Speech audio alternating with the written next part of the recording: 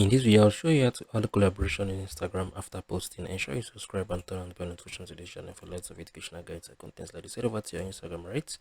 Let's say if there is any reasons you forgot to actually add, let's say the collaborator you want to add, right? Let's say you forgot to add it for some reasons. If you don't remember, I'm gonna show you how you can add it, right? So let's say you can just do that for everywhere to be cool. So I just share this image right now, and right now I'm gonna show you what you need to do, right? So I'll wait for this to share.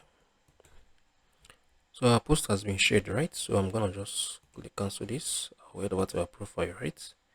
Wait for it to load up. Now this was what I posted, right? Recently this, I'm gonna click on it. You're gonna see this up, right? You can see it was posted 24 seconds, right? So I'll click on the three dotted icons, click on the edit, right? You're gonna see the add collaboration, right? The add collaborator. So if you click on it, you're gonna be able to add up the collaborators you want for this post. If you find this video helpful, share your thoughts below in the comment section. Thank you guys for watching through. I'll see you in the very next video.